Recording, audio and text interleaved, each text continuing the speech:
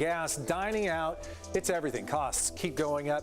So it's time we get smarter about savings, and we really need to get serious at this point. That's where Andrea Woroch comes in. She's an expert on shopping and spending smart and where you can save.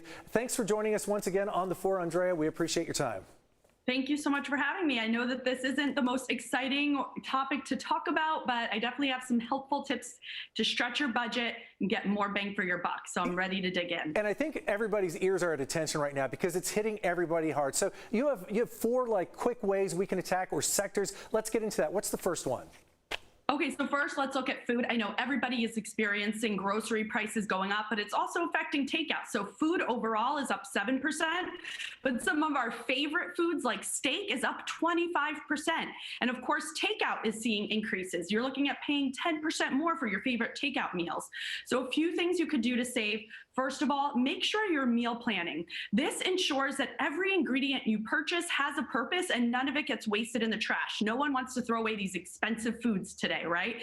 Also, buy in bulk selectively. Make sure you're not buying too much fresh produce or, fresh meats or fish in bulk if you're gonna just end up wasting them and not consuming them.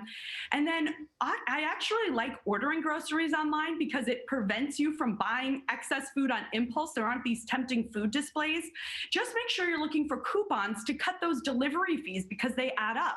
You can go to a site like couponfollow.com. I found a deal for $20 off your first order of $35 at Instacart. They had deals for Uber Eats, 15% off orders at Kroger grocery stores. So the point is, there are deals out there. Just spend a little time looking around. I like that concept. Avoid the buying by just being tempted by the food. That's a good one. That's a new one. Now, to get around and shop for deals, we need our vehicles, cars. There are so many costs associated with them, from gas to insurance. What should we be looking at that we may not know about right now to save? Right. Well, first of all, we've been hearing that car prices are on the rise, but a lot of people don't realize that their car insurance has increased. In fact, there's a new report, the 2022 State of Auto Insurance Report from the Zebra, that found that nationwide rates have gone up 3%, which doesn't sound like a lot, but when you look at 5 to 10 years ago, it's a considerable amount, and no one wants to waste money on car insurance, right?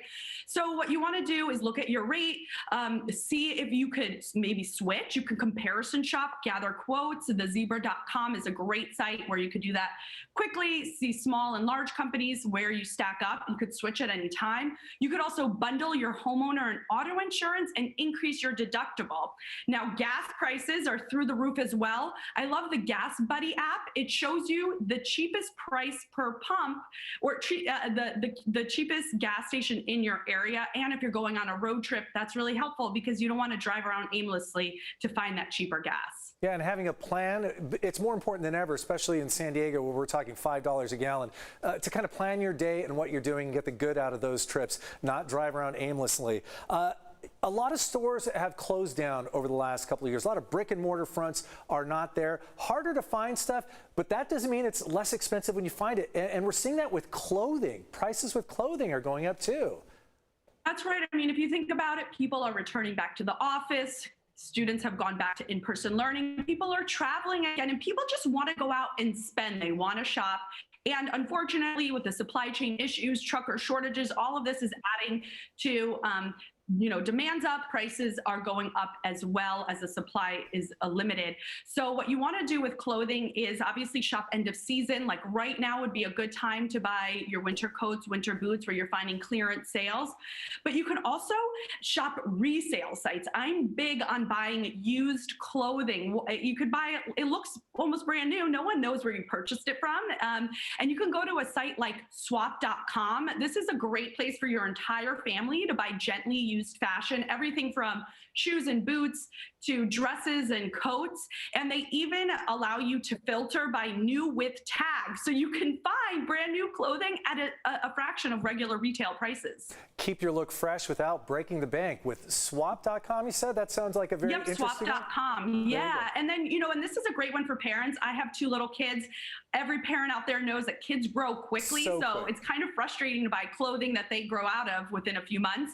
Check out the Swoondle Society. This is a site where you can swap kids' clothing. You pay a small trade fee, but again, it's like a small price compared to if you were buying brand new clothing from Gap or other stores. Yeah, those clothes don't wear out before they're grown out of. Andrea Woroch, Exactly. thanks for the great practical tips helping us save a little bit of money. Look forward to talking to you again.